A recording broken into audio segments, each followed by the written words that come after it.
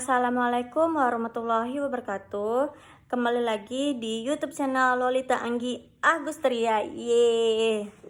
Baiklah, saya perkenalkan terlebih dahulu. Apabila ada yang belum kenal saya, perkenalkan, nama saya Lolita Anggi Agusteria dari Universitas Muhammadiyah Riau. Baiklah, kita masuk di perkuliahan pengantar manajemen. Baiklah, kita masuk di pertemuan 9, yaitu tentang delegasi tanggung jawab dan kewenangan. Ada yang tahu pengertian dari kewenangan itu apa, atau apa yang dimaksud dengan kewenangan? Ada yang tahu? Nah, jangan skip. Oke. Kewenangan ini atau pengertian kekuasaan ini adalah kekuasaan atau power, berarti suatu kemampuan untuk mempengaruhi orang-orang atau merubah orang atau situasinya. Nah, yang kedua itu kekuasaan dapat berkonotasi itu positif maupun negatif. Faktor yang mendasari adanya kekuasaan itu ada 3. Yang pertama itu reward power. Apa sih yang dimaksud dengan reward power itu? Reward power ini sebagai akibat dari seseorang yang posisinya memungkinkan dirinya untuk memberikan penghargaan terhadap orang-orang yang berada atau di bawahnya. Yang kedua ada coercive power, itu untuk memberikan hukuman kebalikan atau sisinya negatif dari reward power tadi. Nah, yang ketiga tuh legitimate power atau kekuasaan yang sah, kekuasaan yang muncul sebagai akibat dari suatu legitimasi tertentu. Nah, kita masuk ke kewenangan. Kewenangan ini ada 2 pandangan yang saling berlawanan mengenai sumber wewenangnya, yaitu ada teori formal atau pandangan fisik. Nah, pandangan fisik ini adalah dianugerahkan karena seseorang diberi atau dilimpahkan, diwarisi hal tersebut. Yang kedua itu ada teori penerimaan atau kayak menyatakan. Nah, itu dipengaruhi, bukan atau yang mempengaruhi. Jadi wewenang itu ada atau tidak tergantung pada penerimanya. Nah, kita masuk ke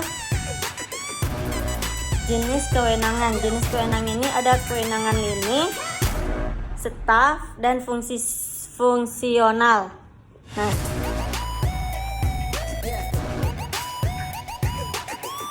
kita masuk ke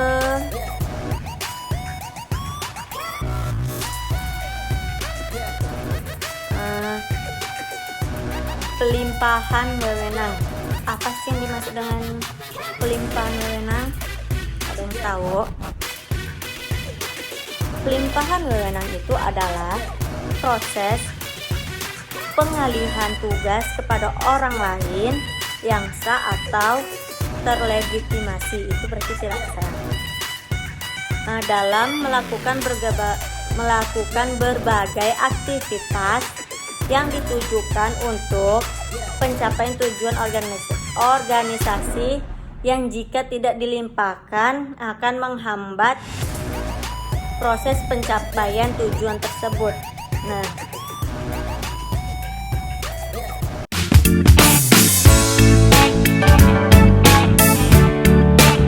baiklah, kita lanjut ke pertemuan 11, yaitu motivasi. Ada yang tahu apa motivasi?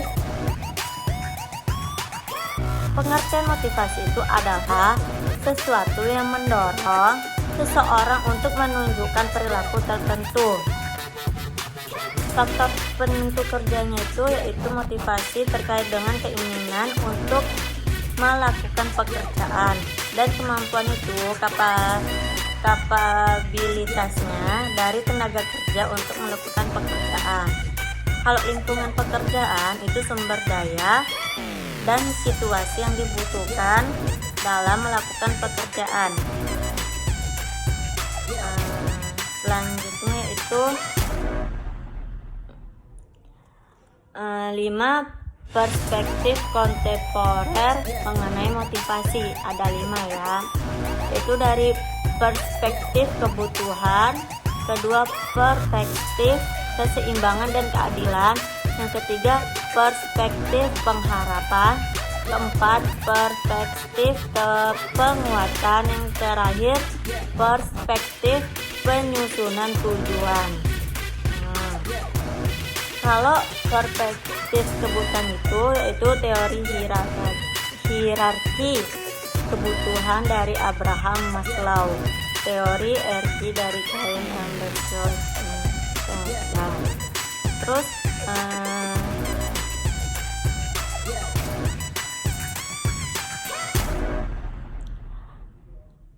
apa lagi? Perspektif pengharapan mengenai motivasi. Itu ada 4 asumsi dasar. Yang pertama itu perilaku sangat ditentukan oleh kombinasi dari berbagai faktor individu dan berbagai faktor lingkungan. Yang kedua itu perilaku individu dalam organisasi senantiasa ditentukan oleh kesadaran dari keputusan setiap individu. Dan yang ketiga itu individu memiliki keragaman kebutuhan, pengharapan, dan tujuan.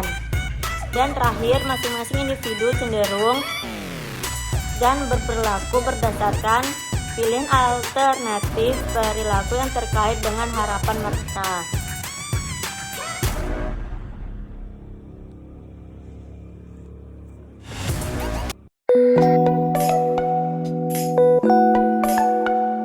Masuk ke pertemuan 13, yaitu kelompok kerja dan komunikasi dalam organisasi.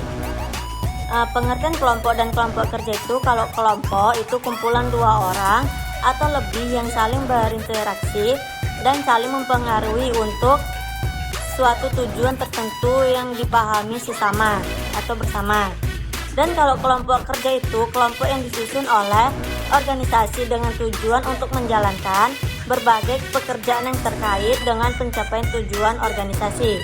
Nah, karakteristik kelompok itu merupakan kumpulan yang beranggota lebih dari 1 orang, yang berarti itu adanya karakteristik yang berbeda dari setiap orang, dan adanya interaksi di antara kumpulan orang tersebut, dan adanya tujuan bersama yang ingin tercapai. Kelompok kerja formal dan informal. Kalau formal itu kelompok kerja yang dibentuk atau disusun secara resmi oleh manajer, di mana kelompok kerja tersebut diberikan tugas dan pekerjaan yang terkait dengan pencapaian tujuan organisasi. Kalau kelompok informal itu disusun oleh dengan sendirinya ketika beberapa anggota dari organisasi yang kegiatannya biasanya tidak terkait langsung dengan rencana-rencana rutin dari organisasi maupun secara tidak langsung, dan mempengaruhi itu kinerja dari orang-orang dalam organisasi. Bentuk kelompok kerja formal itu kerja langsung, kepanitiaan, kelompok kerja temporal atau khusus.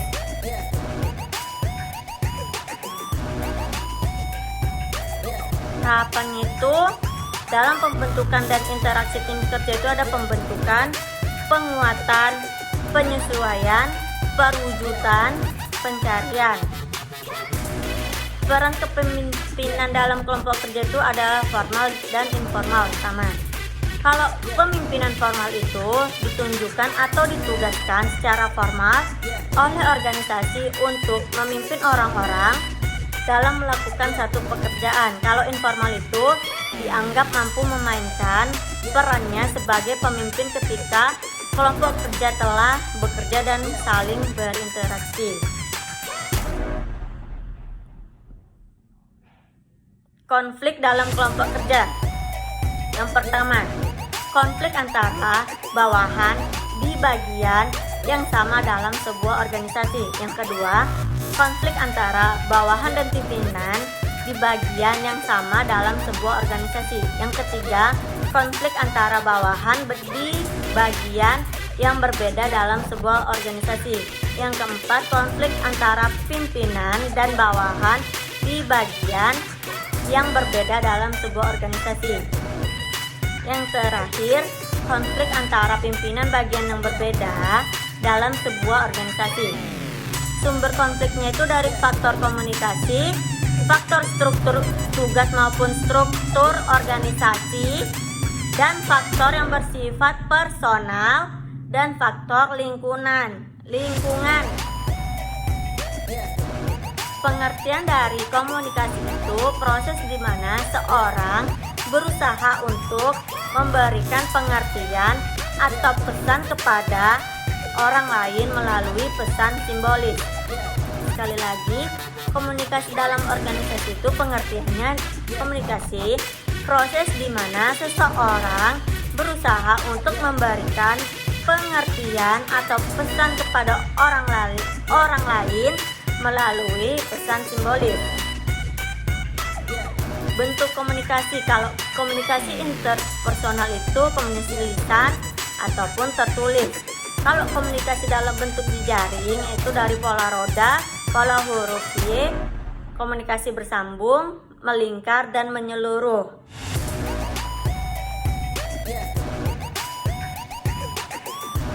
Temuan 14 itu cara mengatasi konflik di tempat kerja. Ada yang tahu pengertian dari konflik kerja? Konflik kerja ini dalam kehidupan manusia, termasuk dalam dunia kerja, tidak akan terlepas dengan namanya konflik. Konflik biasanya timbul dalam kerja sebagai hasil adanya masalah komunikasi, hubungan pribadi, atau struktur organisasi. Sama bentuk-bentuk konflik dalam organisasi. Yang pertama itu konflik hierarki, yaitu konflik yang terjadi pada tingkatan hierarki organisasi. Contohnya itu konflik antara komisaris dengan direktur utama, pemimpinan dengan pegawai, pengurus dengan anggota koperasi, pengurus dengan manajer, dan pengurus dengan pegawai. Dan yang kedua itu konflik fungsional, yaitu terjadi dari bermacam-macam fungsi departemen dalam organisasi. Contohnya itu konflik yang terjadi antara bagian produksi dengan bagian pemasaran. Dan yang ketiga itu konflik staff dengan kepada unitnya, yaitu konflik yang terjadi di antara pemimpin unit dengan stafnya, terutama staf yang berhubungan dengan wewenang atau kerjanya. Contohnya itu karyawan staf secara tidak formal mengambil wewenang berlebihan. Dan yang terakhir itu konflik formal atau informal, yaitu konflik yang terjadi yang berhubungan dengan norma yang berlaku di organisasi, informal dengan organisasi formal. Dan masuk itu sebab-sebab timbulnya konflik. Sebab timbulnya konflik itu ada perbedaan pendapat, salah paham, salah satu atau kedua belah pihak merasa dirugikan. Ciri-ciri konflik kerja itu ada hambatan komunikasi, dan hambatan komunikasi itu yaitu apabila seseorang atau lebih menerima informasi yang berbeda atau tidak sama mendapatkan sumber informasi sehingga timbul kerja perbedaan mendasar dalam mempersepsikan isi dari informasi tersebut. Tujuannya itu apabila seseorang atau lebih memiliki ketidaksamaan dalam memandang tujuan yang kehendaknya dicapai sehingga terjadi pertentangan dalam menyikapi tujuannya. Setelah kita lanjut ke pertemuan 15, yaitu manajemen konflik. Ada yang tahu pengertian itu konflik itu apa? Konflik itu merupakan suatu bagian yang alami alamiah dari sebuah proses sosial dan terjadi di dalam semua organisasi. Penyebab konflik dari faktor manusia. Yang pertama, ditimbulkan oleh atasan terutama karena gaya kepemimpinannya. Yang kedua, personil yang mempertahankan peraturan-peraturan secara kaku. Yang ketiga, timbul karena ciri-ciri kepribadian individual, antara lain dari sikap egoistis, temperamental, mental, sikap fanatik, dan sikap otoriter. Nah, penyebab konflik menurut faktor organisasi. Yang pertama itu persaingan dalam menggunakan sumber daya. Yang kedua, perbedaan tujuan antara unit-unit organisasi. Dan yang ketiga, interdependensi tugas. Dan keempat, perbedaan nilai dan persepsi. Terakhir, kekaburan yurisdiksional. Tuh. Akibat konflik, akibat dari negatifnya, yaitu menghambat komunikasi dan mengganggu kohesi dan mengganggu kerjasama dan mengganggu proses produksinya, bahkan dapat menurunkan produksinya dan menumbuhkan ketidakpuasan terhadap pekerjaan. Tuh, kalau menurut dari akibat positifnya itu membuat organisasi tetap hidup dan harmonis dan berusaha menyesuaikan diri dengan lingkungan dan melakukan adaptasi dan memunculkan keputusan-keputusan yang bersifat inovatif.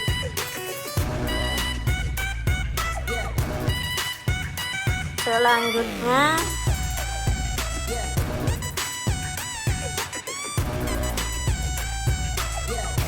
mengatasi konflik.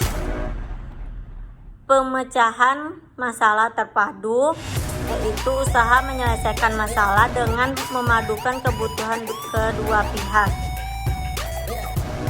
Dan penarikan diri, yaitu salah satunya atau kedua pihak menarik diri dari hubungannya. Dan pemaksaan dan penekanan, atau menekan pihak lain agar menyerah akan lebih efektif bila salah satu pihak mempunyai wewenang formal atas pihak lainnya.